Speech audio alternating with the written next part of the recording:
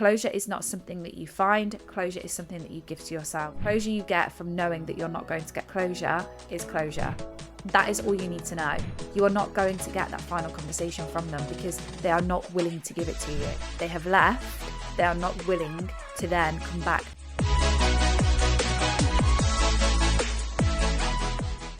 Hello guys, and welcome back to another episode of Coming Up for Air with myself, Lou. I hope we're all okay. I have had the most busiest week. I think I said on I might have said it over on my Patreon, or I might have said it on my hour-long episode, that I was going to take some time, not off, but off in a way, to focus on my content solely. I've been ploughing so much time into my content this year, and I had a goal before the end of the first quarter, so the end of April. I had a goal to reach before we get to the end of April, and so I have taken some time away from everything. I've basically said no to anything over the last week and a bit, to actually focus in on my podcast, my content. I have updated my bio. I am going to update my Instagram page. I am updating my TikTok as we speak. I am updating all my content. So I have had a very, very busy week. Throw my mum's 70th into that. I obviously couldn't say no to my mum's 70th plans, so they had to still go ahead. So yesterday, if you were anywhere in the UK where there was sunshine, it was like 21 degrees yesterday in the UK, which was absolutely glorious. But today we're met with another load of grey skies. So, you know, the UK weather just keeping us on our toes massively at the moment. Sorry, I'm just going to move my mic closer to my face. I think it's picking me up. Yes, it is. Yeah, we had glorious weather yesterday.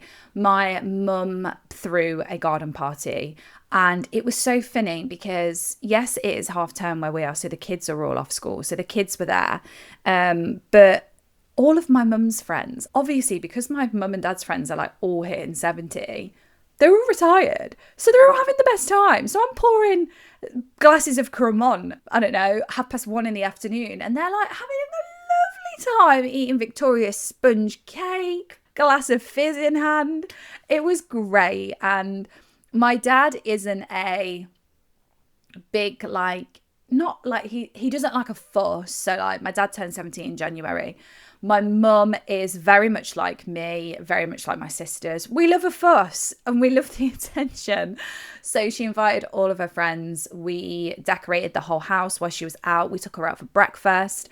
We spent the whole day together, and it was just so, so nice. The kids running wild in the garden, and just nice to see all my mum and dad's friends as well, because we've always had a family that has always had like an open door policy. So my mum and dad's house, I know I've said this before, when we were kids, was always the house that people got ready at before parties and used to come back to after school. And my mum working in a school, obviously when I was growing up, we had the whole summer holidays together. I was never, and neither were my siblings, a childminder family. We never went to a childminders. We never went to like preschool or anything like that. My mum was always with us. So I think a lot of my mum's friends and a lot of my friends' mums kind of literally relied on my mum a lot. We had a house full all the time because my mum would just be like, yeah, bring them round after school, or I'll pick them up from school. So we've always kind of had like a buzzing house.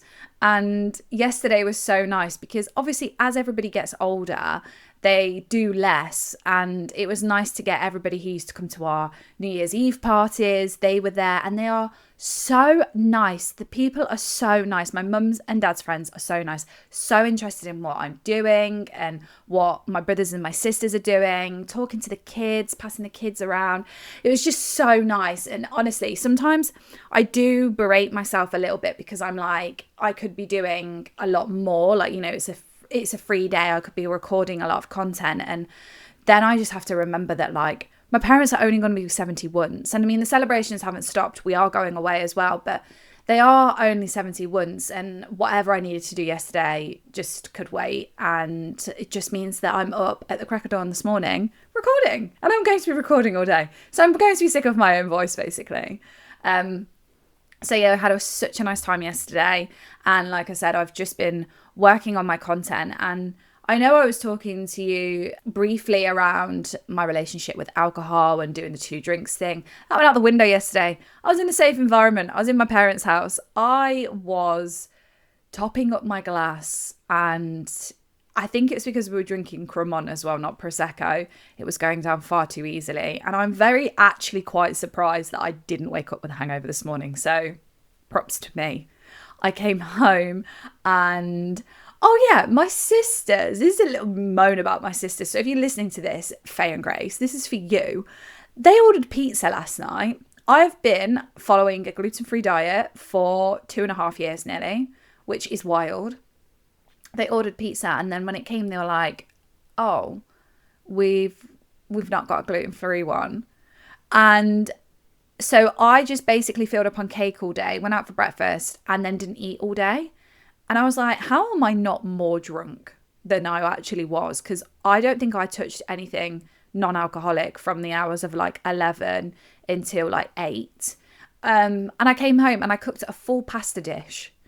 And I wasn't like drunk, but I was like merry and tipsy, dancing around the kitchen, just cooking a pasta, like this harissa spicy spinach pasta. The thing with that is I didn't trust myself to cook the chicken, so I left the chicken out of it, and I just made this pasta and garlic bread, and I sat down and I ate it, and I was like, I don't think my sisters have been told off enough. I was like, guys, I cannot believe that you forgot that your sister was gluten-free. Like, how have you forgotten about me, number one? How have you forgotten that I'm gluten-free when I've been literally moaning about this for 2.5 years? And it's funny because I think my family have adjusted to the fact that I follow a gluten-free diet. My mum finds it really hard, God love her, because she loves cooking with like rich food, big thick bread. Like, she's just like my nan. I remember my nan used to have like this doorstop bread, and we used to like smother it, make toast at her house, smother it with butter, pack a load of Marmite on it, and it was just delicious. My mum is like getting that way now. She loves thick cream, she loves custard, she loves like stodgy sponge cakes, like bread and butter pudding. And so she struggles a lot with me because I'm like, oh, don't worry about it, I can't eat it. The one thing that I have got off of her is that we love hosting. I swung back into action yesterday. Oh my God. I was pouring drinks, getting cake. Do you want a drink? Do you want this? Do you want that? And I forgot how much I love hosting. I am definitely the hostess with the mostess. I can't wait till that chapter of my life begins again, when I've got a husband and we've got friends around for dinner and I'm hosting. I would love to do it in my house, but like I said, this is a girly pad. This is for my single era. When I get into that next chapter of my life where I am someone's wife and I'm able to host, I know that I'm just going to step straight back into that, because yesterday it just comes so naturally, and my sisters laugh because they're just not like it. And they would rather entertain the children, where I would be like, rather entertain the adults and be like topping up everyone's glasses and making tea and coffee and cutting the sponge cakes and giving out cake and food. And I actually love cooking the food as well. But yeah, it was funny because I kind of like swung back into action, and my dad was just standing in the kitchen just laughing at me. He was like, you are so funny. And my parents' house has got the space to host, so really, really nice day. And everyone was very complimentary and asking about my social media, which is so nice, because I used to kind of like shy away. I used to be like, oh yeah, and they'd be like, oh, you still like doing your Instagram and doing your running? And I'd be like, oh yeah, still doing that. Whereas now they're like, oh my God, how's the podcast? And I'm like, it's going really well. So yeah, like, builds my confidence with that as well, because they're very nice about that. So I had a very, very, very nice week, and I know that around parts of the UK it is half term, so I hope you've all had glorious times off with the children. I think my nieces are going to Alton Towers for 2 nights, today and tomorrow. So yeah, I'm sure everyone's had a lot on. Anyway, so that was my little debrief, like I always do at the start of every single episode. I wanted to talk to you today around some harsh truths that you don't want to admit when you're going through a breakup, but you know that are true. And I think a lot of the breakup advice online is massively filtered sometimes. And I was talking to my friend this morning, and she was telling me that there's like courses that people are selling, like pyramid scheme type things, that basically someone else has pre-built a course and you basically buy the course, get the selling rights to it and resell the course. And it's something that hasn't been built or made from advice. So then at the end of the course, there's an opportunity for that person to also start selling the course. And I had no idea that these things existed. And I think it's scary because there's people like me online who, and a lot of other people as well, but who build their content, and their content comes from a place of like genuinely wanting to help people. And I put out so much free stuff that when I come to sell a course or a program, or when I come into maybe doing like one-on-one sessions with people, I don't want people to think that like I'm part of these sorts of like coaching, selling, like pyramid schemes. I had no idea that they existed. So sorry, I went off on a tangent, but going back, I do think a lot of the advice is filtered, and it's a shame because I tried to find somebody on the internet that basically had gone through a breakup and hadn't got into another relationship, because I knew deep down that if I got into another relationship, then I would feel like 10 times better, because all those withdrawals that you go through, like the dopamine and withdrawal and adrenaline and withdrawal and everything that you go through withdrawal wise, even the grief that you go through, you don't go through that when you've got somebody else there. And I speak very openly about meeting somebody, spending time with them, and me realizing that actually if the person that I was spending time with was serious, then I always say to my sisters, I would have been in like deep water by now, because the things that I found out throughout spending time with that person, with my breakup and what my ex had done whilst we were still in a relationship, what he was saying about me, it was like hard hitting. And it, like I said, it was one after the other after the other. It was every day I was finding out something at one point. And I know that I would have been able to numb so much of that with spending time with somebody new, because of the way that I felt when I was spending time with this person. And so I made it my mission to find somebody online that hadn't done like 6 months of healing, or I don't know, a couple of months of healing, been like, oh my God, I'm in such a better place now, and actually portraying online something that I didn't feel, and then jump into a relationship. I didn't want to do that. And that's not the reason why I've stayed single. The reason why I've stayed single is, well, it is actually. The reason why I've stayed single is because I didn't want to drag anybody into the chaos that was my breakup. Like, I was still living in the house, and like after a year, longer than a year, like a year and 3 months, I think it was, I obviously was then having to go through finding out he had a girlfriend and that they were doing stuff that we used to do. I did not want to drag somebody into that chaos because it was chaotic. And I said to myself, there will be one day where somebody will tell me something and it won't affect me. And for ages, that wasn't the case. For ages, people were telling me stuff and it was literally stabbing me in the chest. And I was crying over it and I was getting really upset. And I could feel myself having that hot, like, I don't know, like the anxiety taking over. Like somebody would say something and I'd be like, oh my God, like I can't believe that they're doing that. Or like, oh my God, I can't believe he's doing that. And I speak really openly about a situation that's recently happened with that on my Patreon and how it made me feel. And I'm okay with saying that online. I'm okay with being the person that people come to for real, raw, not only advice, but a real raw story. I am not sitting online saying, oh, after 6 months I felt fine, because I didn't. That doesn't mean that you're not going to feel fine after 6 months. I did not feel fine after 6 months. I felt truly, truly awful. I felt so awful. And I found it really hard. For a year, I was in the trenches. And for 2 years, I really struggled and I really suffered.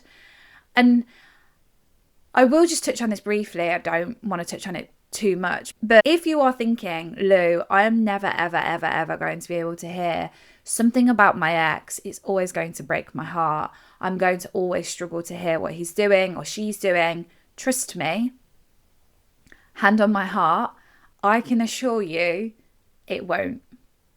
And I'm going to talk more on my Patreon about this, but honestly, it will not. And there will come a stage in your life where someone will say, oh my God, have you heard that your ex is blah, blah, blah, blah, blah.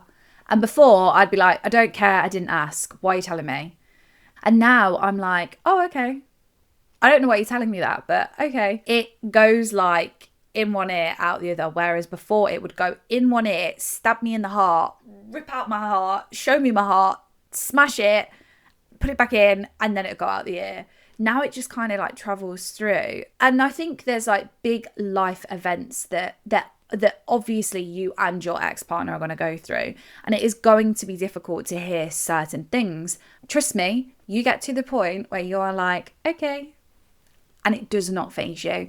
And I am making you that promise. Whether it happens now, whether it happens in a year, whether it happens in 3 years, you get to a point where things like that, information about your ex, does not affect you. And I think I'd made a promise with myself that that's where I wanted to get to before I welcomed somebody into my life, because I would not want to be in a position where I would hear something about my ex and I would be upset or I'd be angry, and yet I've got this poor person that's come into my life that I should be all focused on them, and my ex is still affecting me.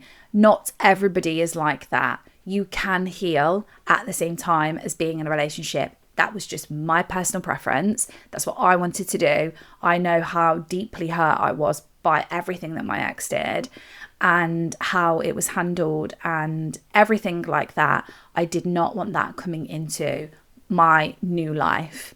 And I feel like I'm there. And I did a episode once called Wait, Have I Just Completed My Breakup? But I'm going to do another episode like that over on my Patreon, because I have got some things to talk about over there. Obviously, there's a subscription. It protects me a little bit more. It's £5 a month. Please go and sign yourself up if you want to have a listen to any of the episodes that are over there. But I am going to talk more about your ex not affecting your new life over there a lot more, just because I like being able to update people on my life as well. But also, I did an episode the other day and it was like real time, and someone messaged me like, this is really nice to hear, because it's like you're real talking about what you're doing now and how you're going forward in your life now and how certain things are coming up in your life and how you're dealing with them now. So I do like doing real time episodes over there as well. Anyway, today I wanted to talk to you guys about the unfiltered, harsh breakup truths that you protect yourself from. I know, because I've been there. I scroll past the quotes that actually victimize you, and like you feel like you are a victim of a hate crime, like going through all these quotes that are being so real, and you want to find the ones that are nice and fluffy and are heartwarming, and you want to find the creators that are sitting there and saying, I went through the worst divorce, the worst breakup of my whole entire life, and yet I found the love of my life. I will always joke because I am not that creator, and even if I had found the love of my life, I'm not talking about it online. So it's like, I want to be able to empower people, women in particular, obviously being a woman myself, but I want to be able to empower people that they will get through this on their own, and the love story can wait, and it will wait. And then when it comes along, it will be the best ever. Trust me, again on that, it will be the best love story ever. So I wanted to go through some harsh breakup truths. And yes, I'm going to be honest with you. Yes, I do think you need to hear these things, but also I'm going to make you feel empowered as well, because I did an episode on my Patreon again last week about somebody saying to me, literally looking me square in the eyes, there's just no men around. coming from a person that was married and had got children, saying to her single friend, there's just no men. And I was like, what? I am not going to sit and tell you that. These are not the harsh truths that are going to be coming out of my mouth, because there is 1 billion people on this planet. Somebody will eventually come into your life and go, oh my God, you are everything that I want. And you're going to go, oh my God, you are everything that I've been waiting for. That is not the harsh truths that are going to be coming out of my mouth today. However, they are going to be the truths that you ignore, but I think you need to hear. So buckle up. Make sure you've got your big girl pants or your big boy pants on for this one, because they are going to be truths that you need to hear, and you need to be strong to hear them. But like I said, they are also going to empower you. So without further ado, guys, let's get into it. I'm going to start with one thing that I get a lot in my DMs. They don't miss me. They are telling me they don't miss me, and I know they do. My God, was that me? I would sit my ex down and be like, tell me you've missed me. How have you not missed me? I've missed you. How have you not missed sharing a bed with me? How have you not missed this? How have you not missed that? The truth is, they might not miss you in the way that you miss them. And that is because they may have emotionally moved on a lot quicker than you. I revert back to my ex throwing in my face in the middle of an argument, I checked out 6 months before I left you. Threw it into the middle of an argument, and it stopped me in my tracks. And it was probably one of the hardest things I'd actually had to hear, because not only was I then grieving my breakup, I was also going back 6 months before he left to see what we had done together and how much of it was a lie, and how terrifying it was that he was able to actually lie to me and do all the things we did in those 6 months and still say that he emotionally checked out. Honestly, people can. I don't know how, because I'm not programmed like that, and I just wouldn't be able to do that. But honestly, people do emotionally move on a lot quicker than other people. And that is what's going on here. But feeling deep and having deep feelings and having the ability to feel deep is not a weakness. It's proof, and this is a rarity. It is proof that you are able to love deeply, and not many people have that. And I think people think that I sit here and say that, and they're like, oh yeah, well, they're going to, but not many people sit and talk about their emotions so openly and so confidently as me, as you. Like, you should be and feel confident around your emotions. You should feel like being able to say to somebody, I am in complete and utter love with you. And I know how that feels. Your exes that don't miss you, your exes that say, oh, I haven't really thought about it, your exes that say, oh, I emotionally checked out 6 months ago, these people cannot and do not understand love. And I would much rather be on my side of the fence than that side of the fence.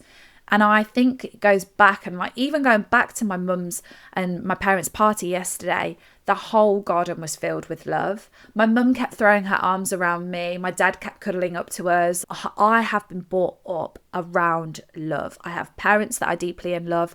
Everyone around me, just surrounded by so much love. We tell the kids that we love them. You can either emotionally feel that or you don't.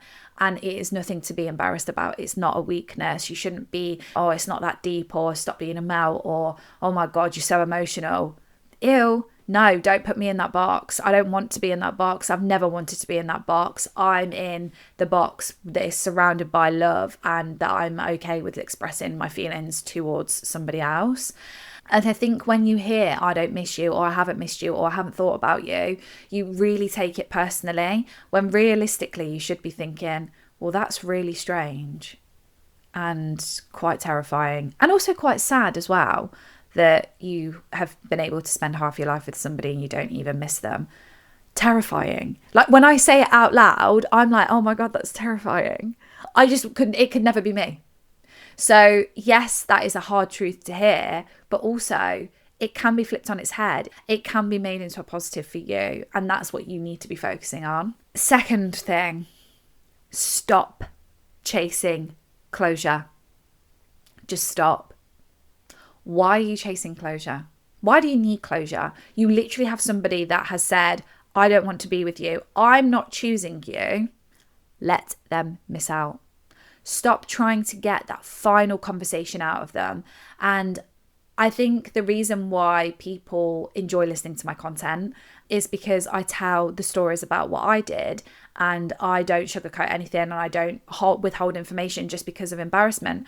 I wrote down on like 4 sides of A4 sheets of paper and made my ex sit and listen to me, and I read this whole thing out to him. I'd gone down paragraph by paragraph. Yes, my therapist had told me to do that because I was so hurt, and every single time I went to talk about something, I just reverted to like, please can you come back, please can you reconsider. Being able to write everything down was great for me. However, looking back, I actually probably told him things that he already knew he didn't need to hear, and I gave him far too much time, and it didn't give me any closure. It made me feel worse because I was like, well, I'm getting everything out now and you're still turning around to me and saying that you checked out. So what is the point?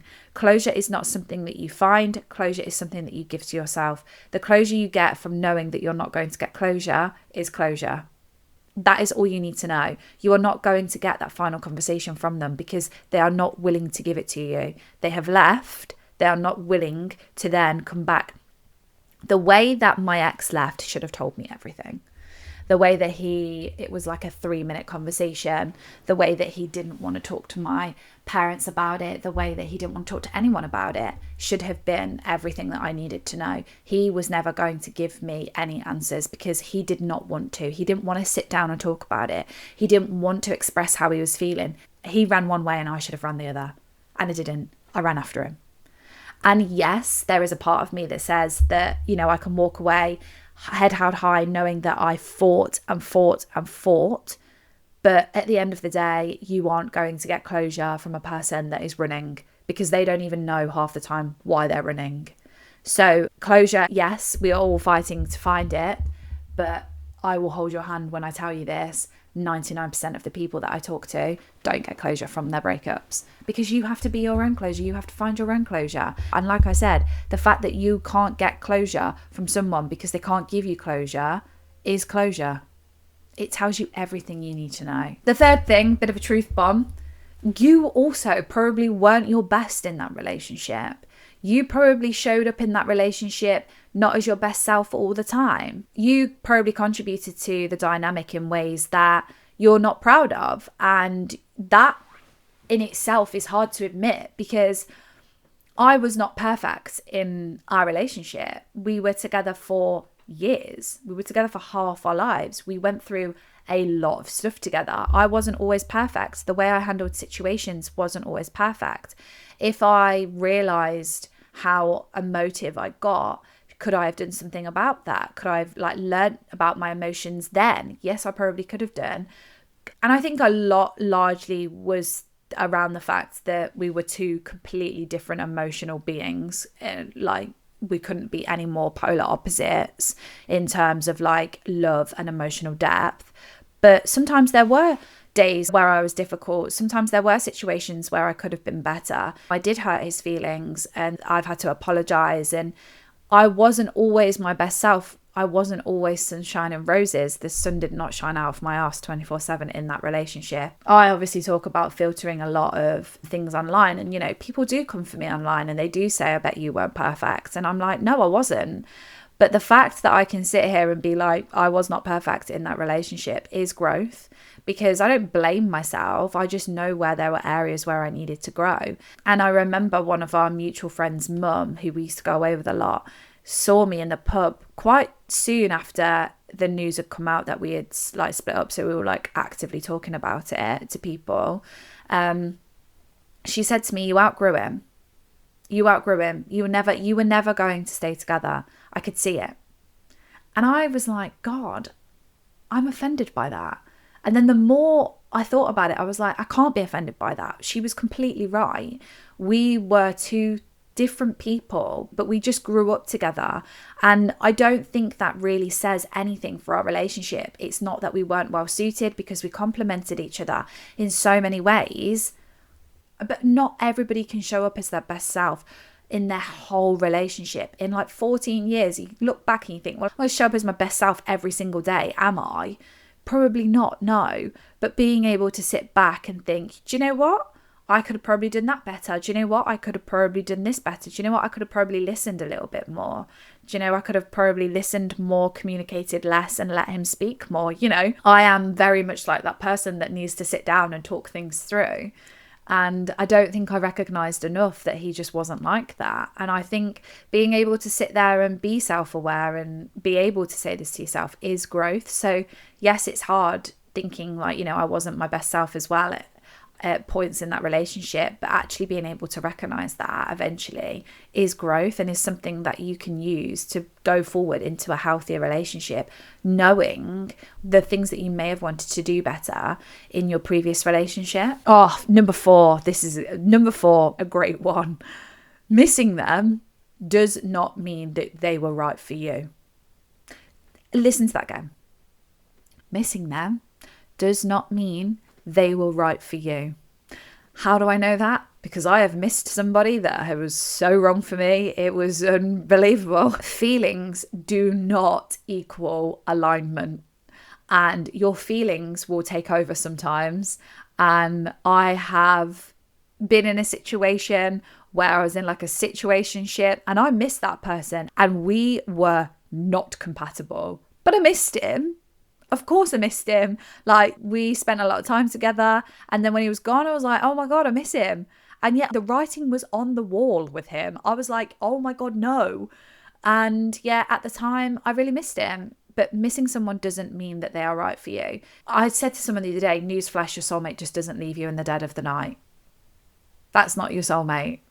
Your soulmate is somebody that doesn't leave. How are you saying that somebody is your soulmate when they've chosen to leave you? Sorry, just spring that on you as well as an extra little harsh truth. It's not the case. They're not your soulmate. They are not your soulmate. They are somebody that you loved and you've loved the most at this point in your life. They are not your soulmate. Your soulmate just doesn't get up and leave. And just because you miss them doesn't mean that they are the right person for you. Like I said, feelings do not equal alignment at all. You can 100% crave somebody that is so wrong for you. Trust me. But this is the empowerment part. You are learning the difference between feeling aligned with somebody and the feelings. Like, oh my God, lust. Christ, that will have you going after people that people will go, what? Are you okay? I love. I hate lust. Honestly, fancying somebody, best feeling ever, but it has you fancying questionable people. Maybe I'll do an episode of that on my Patreon. Maybe we'll take that one to my Patreon. Number 5, you might still want them even when you know better. You might still want them even when you know they've cheated. You know that they have lied. You know that they have betrayed you. You might still want them. And that is okay. I longed after my ex after knowing certain parts of information that I was told. I still longed after him. I still thought, oh my God, if nobody knew, it's okay because I'll be able to get over it. This is the sad part of a breakup. I would rather be in a relationship with someone that can treat me like that than be single and not have him at all and have somebody else have him. That's how my brain was thinking. And you will probably still want them after hearing some heinous things that they did. And that's okay, because logic will not erase your emotional attachment to them overnight. It just won't. You have got formed an emotional attachment to somebody, and just because they have done certain things doesn't mean that overnight you're going to hate them. Like, I get messages all the time like, Lou, why don't I hate my ex? It's so annoying. It is so annoying. I've been there, and you just want to hate them, but you can't, because logic does not erase your emotional attachment. Logically, yes, you should hate them. Yes, you should feel anger for them. You know, they've hurt you in ways that they promised that they never would. But that emotional attachment will overpower logic for a while. And what you have to learn to do here, and the empowerment part here, is being able to choose to be disciplined with yourself. And just to remind yourself, okay, this is my emotions. Like, You have to choose yourself even when your feelings are there and saying, oh my God, I miss them, I want them, it doesn't matter, let's just forget about it, let's move on, we can get through this. Like I always say, I'm very visual and I like being able to give you certain scenarios to fall back on. But imagine if your friend came to you and said, my ex has done this and he managed to lie about it for this many years, but I'm okay with that and I'm going to go back to him. You'd be like, hold your fucking horses. No, you're not. Any decent friend would say, you're definitely not, you need to think about this. So like, give yourself your friend advice. Be your friend and give yourself that advice. Because yes, I know how it feels, but going back is just going to hurt you continually. And I love it because you can tell the people that have really engaged with my content and taken in my content, because I get messages like, hi Lou, I burnt my hand on the hot stove again. And I think, yeah, you've gone through all my episodes, because the hot stove theory and burning your hand on a hot stove will hopefully revolutionize the way that you treat yourself when it comes to your ex. Going back is going to burn you every single time. Every single time. It's such a harsh thing to hear, but it's reality, because I've been there and I've lived it and I've burnt myself numerous times. I burnt myself a lot. I did burn myself a lot and it was horrible. So yes, you still might want them even when you know better, and it is friggin' tough. Number 6, some of what you miss isn't real. I'm going to say that again. Some of what you miss about them isn't real. It's not real. You're grieving potential. Oh my God, he would have been such a good dad. Oh my God, he would have been such a good husband. Would they? So why have they treated you like they've treated you then? If they are such an amazing human, why are you listening to this podcast for one? Why have you had to scope me out on the internet? Why are you looking for breakup advice? Why are you crying yourself to sleep? Why are you holding your heart every single time that you have a conversation with them? Why are you grieving somebody that's still alive? Answer me those questions. You are missing potential. You are grieving a story that had to end and that you never knew the ending. The relationship ended because it needed to. You are not just grieving a person here. You are grieving a future. You are grieving routines. You are grieving potential.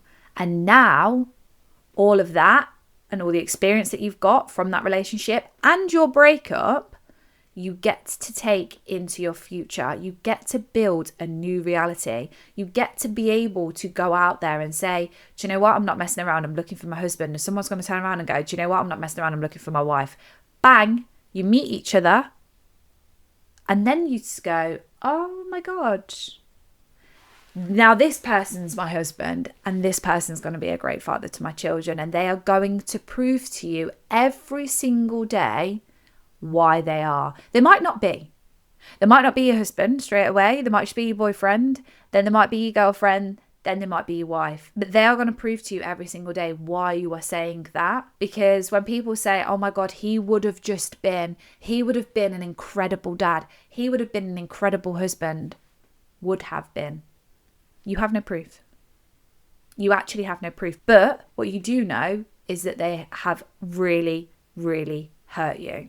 So if you think that you are worthy of having a husband or a father to your children that is capable of acting like that, then we need to go back. We need to work on this. We need to do some more self-talk, because you are worth a hell of a lot more than that. And I don't know all of my listeners, but I know that every single person that is listening to this podcast did not deserve to go through what they went through.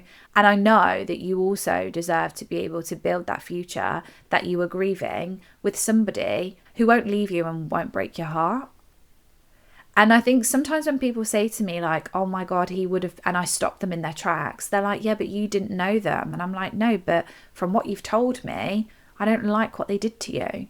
If someone has the capability of being able to completely destroy somebody and drag them to rock bottom and then pull them further, that is not somebody where I'd say, oh, do you know what? He's going to be a great husband. She's going to be a great wife. And people might disagree with me because people change, and hurt people. They were going through something. And I just think when I was going through the roughest time in my life, I didn't hurt somebody because of that. I went to therapy and I got help. I didn't drag anybody into me being a hurt person. And I think sometimes these are the harsh things that you have to listen to, because like I said, everybody sugarcoats everything and everybody doesn't want to offend anybody, and you have to be careful about who you might potentially offend, when no, I'm going off facts. If somebody came to me with my story, I'd be like, tell me again what you were missing. Like, what are you missing out on? But there is somebody that is sat doing the work on themselves thinking, my wife is going to be getting drunk on a Wednesday with her family, and then she's going to come home, dance around the kitchen in her PJs, smothered in moisturiser because she loves skincare, and I can't wait to meet her.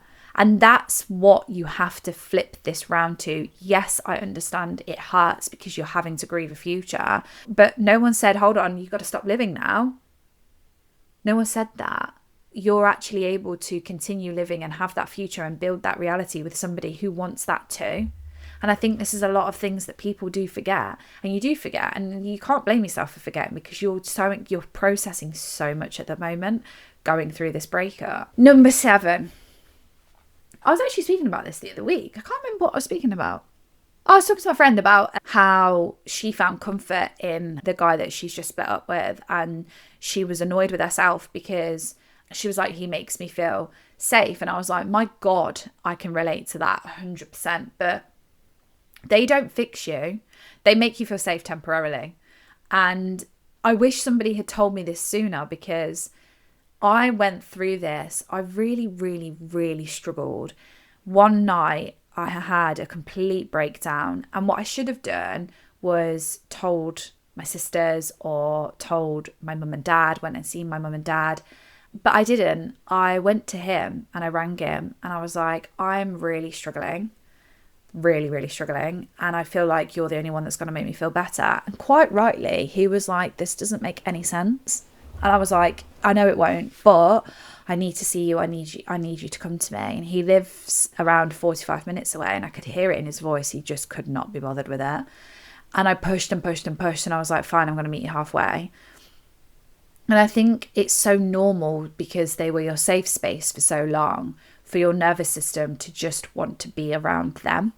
And I think until you go through a breakup and you go through it, you can't really explain this feeling to somebody else, because people go, why did you ring him? And you're like, because he makes me feel safe. Yeah, but he's the person that's brought the pain into your life, and you can't explain it. It's so hard to explain. And that cuddle or that kiss or that one thing is your body being like, yes, it's the dopamine, the release, the like hit that it needs. You like an addict. And I remember sitting in my car and hugging him and being like, oh my God, I feel so much more calmer. And then your brain is like, hold on a second, this is the person that's brought the most absolute dreadful pain into your life is now the one that's comforting you. And you can't make it make sense. But eventually that stopped happening because, well, I was getting stronger. The comfort does come from you. You can comfort yourself. And I was reading something the other day about self-soothing, and they were going back to like how people don't like leaving crying babies. Some people don't like it. But from a young age, you do learn to self-soothe, and you can create safety without needing them. And I go back to, my therapist saying, like, find a safe space in your house. And the safe space in my house was my downstairs toilet in my old house, because it was small.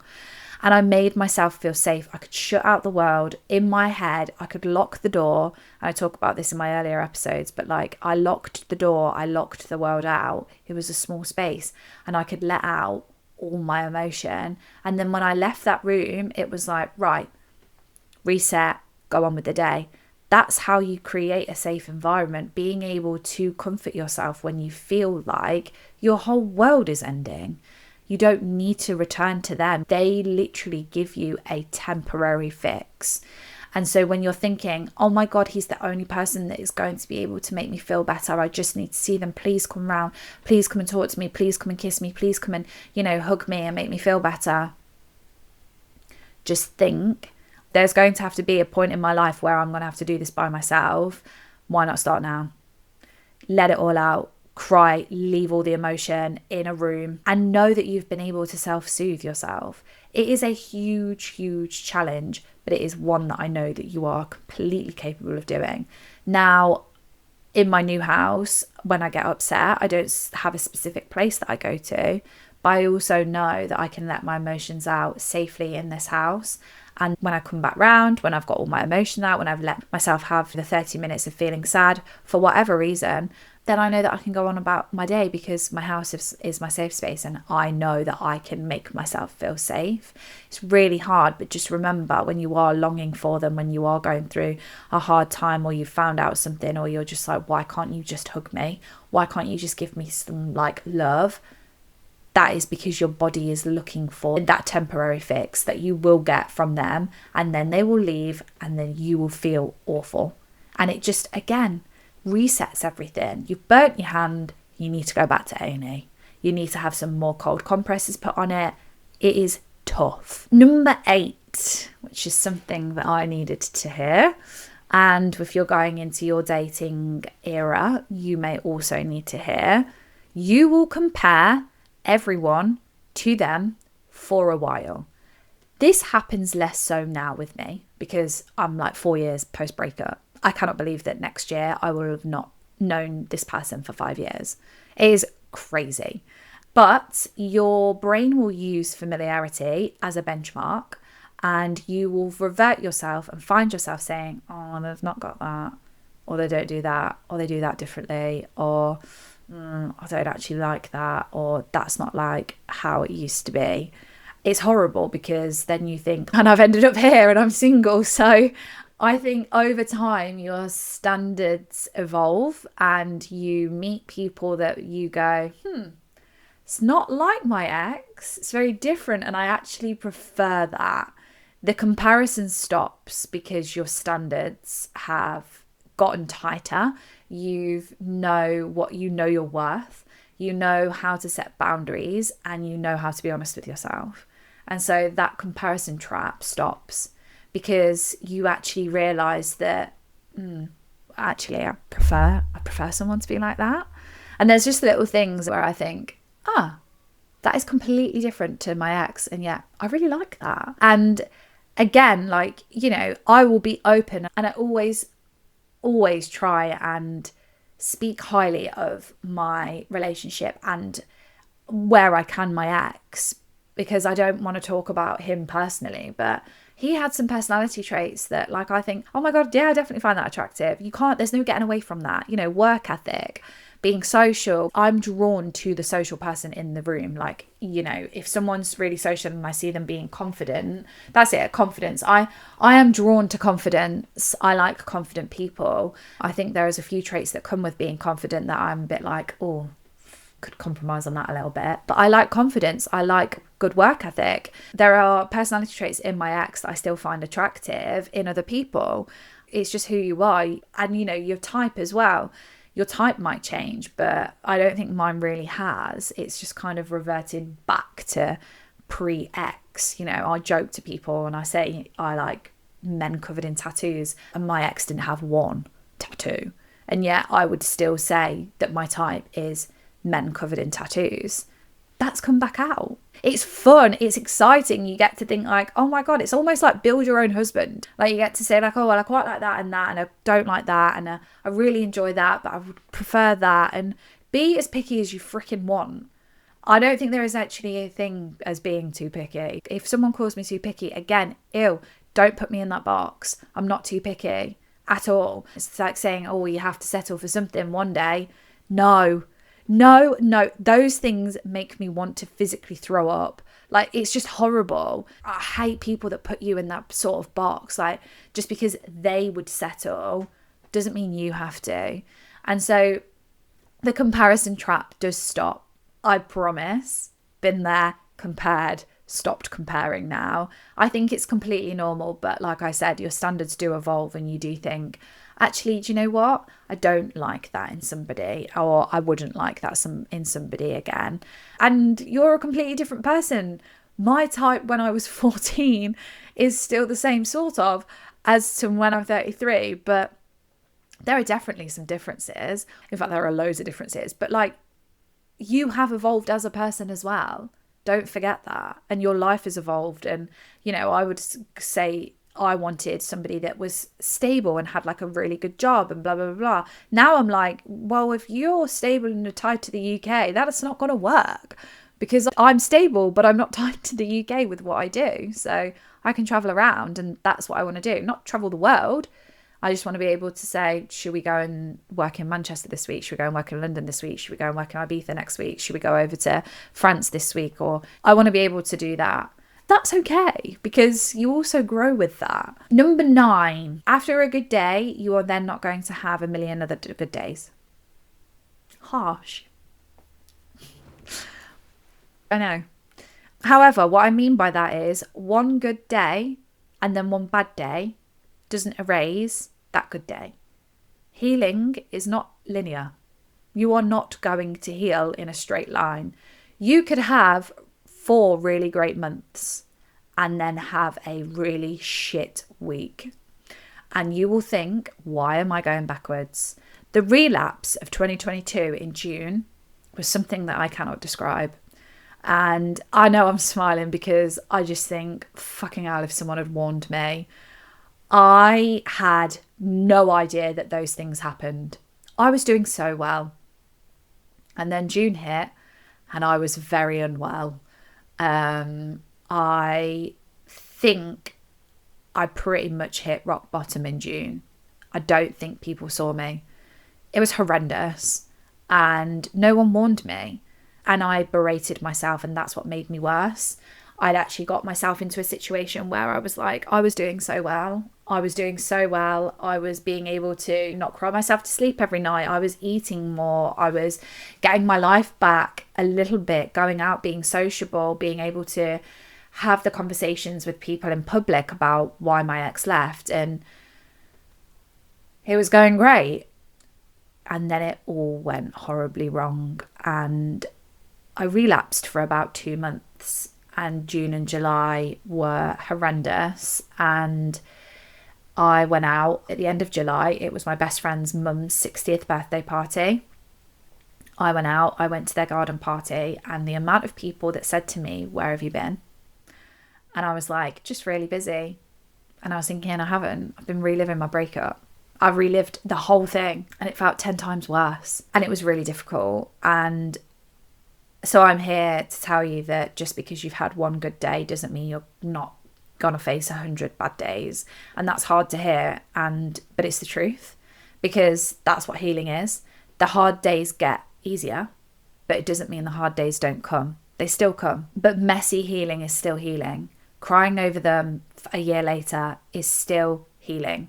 You are still healing a heart that you did not break. You are still trying to grieve something that you didn't want to happen. You have to be kind to yourself. You are the only one living in your head. I say it pretty much every single episode. You are the only person living in your head. Why go to war with yourself?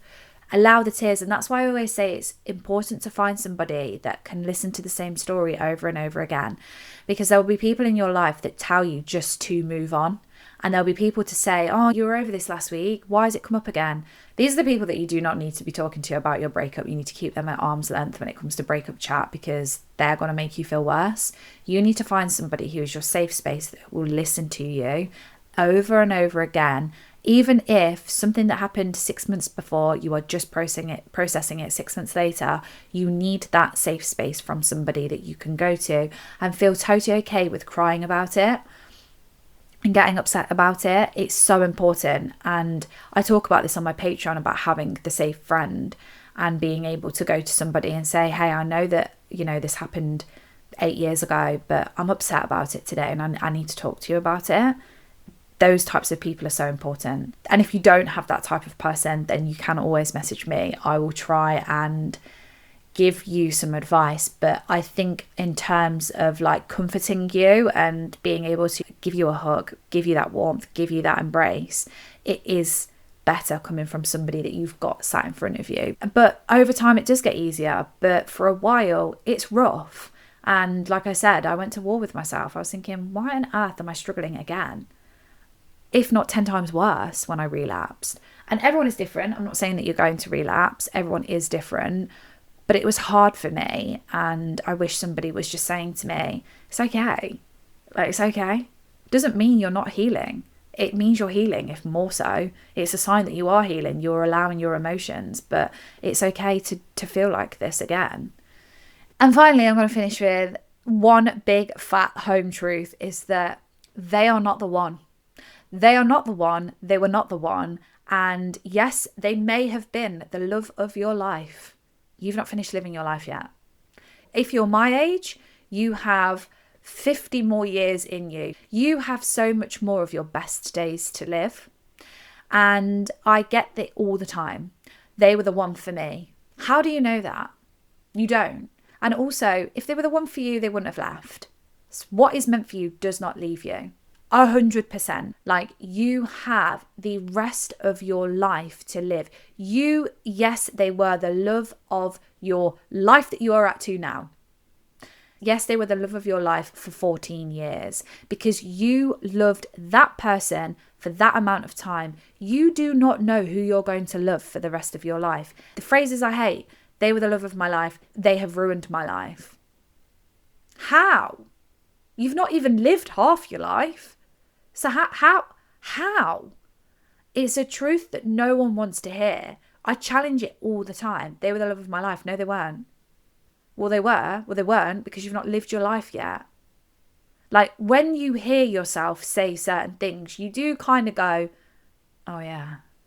And sometimes you need me in your ear telling you these things because, like I said, people do not want the unfiltered stuff. People do not want to be told the unfiltered stuff. People want to be told, oh, they were the love of your life. Oh, God, they really were.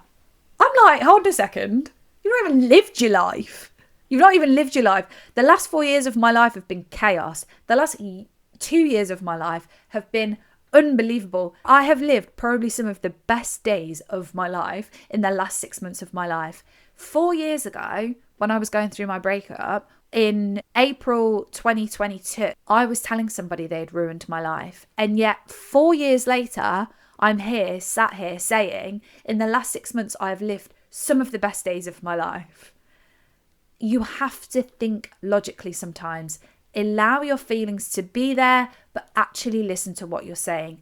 Be sensible in what you're saying. Be sensible in what you're telling yourself. As you evolve, so do the people that you connect with. 100%. And that is why some people come into your life and leave. That is why people come into your life and stay. Because as you evolve, the people around you that are supposed to be in your life will evolve too. And you will attract people into your life that you think, oh my God, 4 years ago, I didn't think I was going to meet somebody like you. And then lo and behold, you just meet them and you're like, why have you been sent? And it's so much fun and it's so exciting. But you do have to get to a point where you stop yourself from saying, they have ruined my life. They were the love of my life. No. They made your life temporarily hard and they were the person that you have loved right up until this point of your life. But you are going to get to meet somebody new and you're going to love them for a hell of a lot longer. I can't wait to say to somebody, you are the love of my life. Because I've lived all of my life with you and you are the love of my life now. And when you spin it on its head like that, you start to think, yes. I must stop saying that to myself. And you become lighter and your breakup gets lighter. I hope that episode has helped. I've really enjoyed doing these episodes. So let me know if you want more like this more of a format where I talk a truth or I speak a truth and I challenge it or I empower it. Let me know because I do really like doing them. Like I always say, guys, if you want any more episodes, there are 200 more posts over on my Patreon. It's £5 a month to sign up. It's less than the coffee that you're probably going to buy this afternoon whilst listening to my podcast, and you get 2 extra additional episodes a week just for £5 a month. Follow me over there. If not, guys, I will catch you in the next episode next Friday. Look after yourself. Bye.